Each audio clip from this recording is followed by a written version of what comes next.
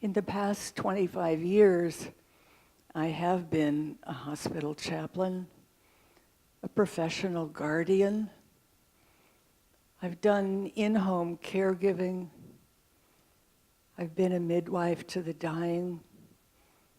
I've been a guardian ad litem for disabled adults.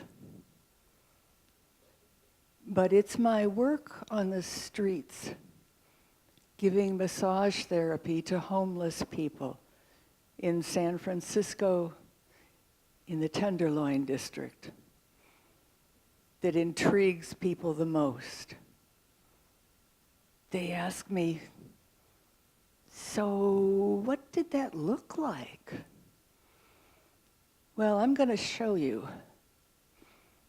But in the next few minutes, this person that I'm going to be with is going to become many marginalized people. Young, old, male, female, living on the streets, living in their own home, living in a psychiatric hospital, dying hidden away from the world. Anyone that our culture does not want to see or to be. I invite you to use your imagination to see this person and their location change as I speak. For right now, imagine that they are sitting underneath the James Street overpass in Seattle.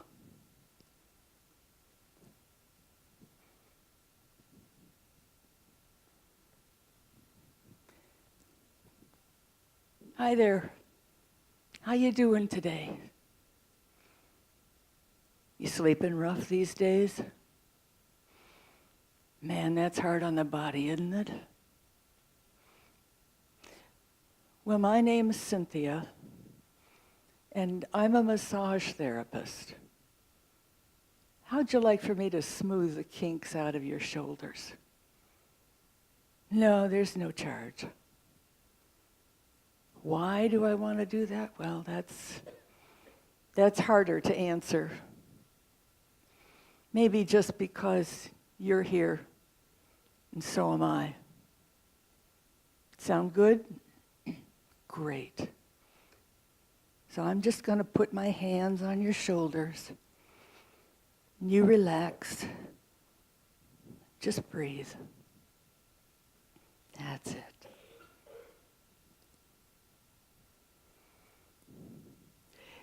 This is a woman who used to be a prostitute. Maybe still is, for all I know. But her body is so worn out, I can't imagine her making much for a trick anymore.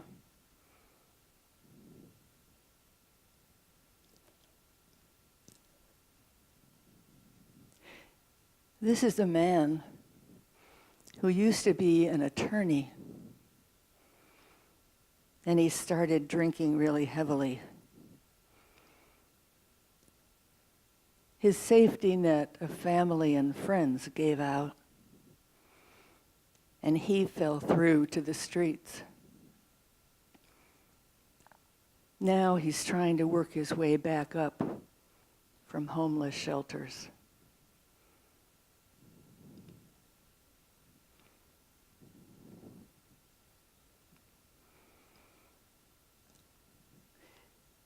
This is a woman who lives in her own home. She can't take care of her basic needs anymore. The lower half of her right leg was removed because she had diabetes. But she still gets phantom pains there. Sometimes I massage where the leg isn't anymore.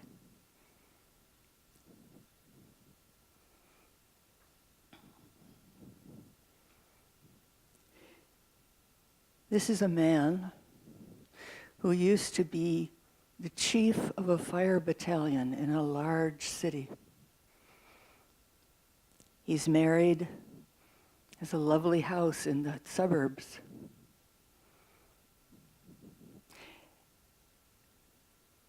But his brain is being eaten away by Huntington's disease. He's becoming demented. Started hanging out downtown with prostitutes and drug addicts. They hit him up for money.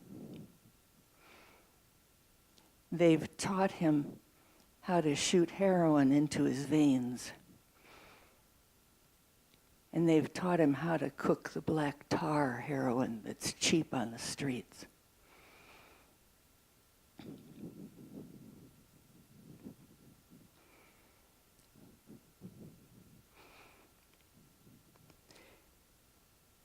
This is a woman who has had schizophrenia all her life.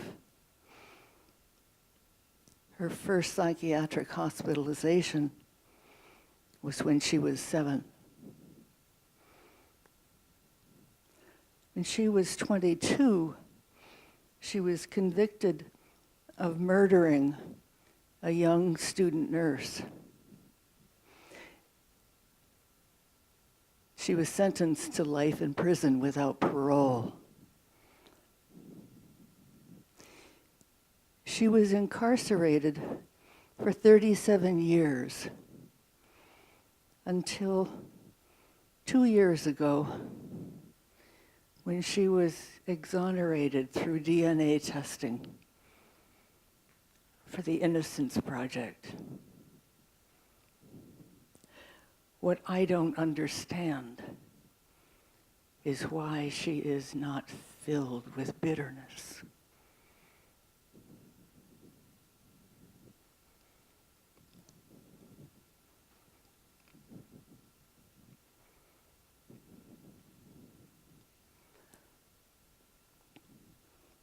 This is a 6-year-old boy, a beautiful golden-haired child. He's been sexually abused since he was 2 by his mother. His uncle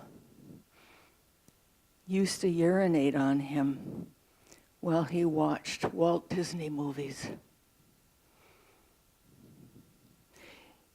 He wants to be Cinderella when he grows up.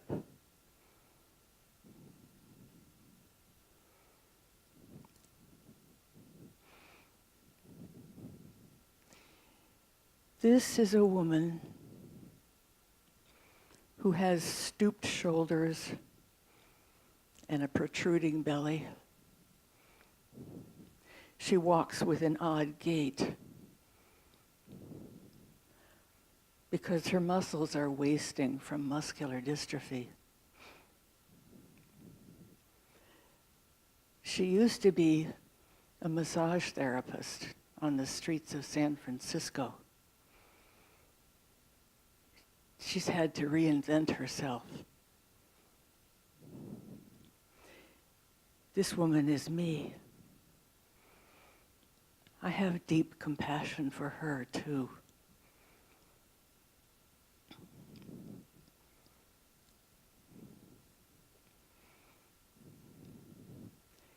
And this person is you. You are human. You are mortal. You are slowly dying. Slowly becoming marginalized. Our culture does not want to see anyone who is dying. But I see you. I see you.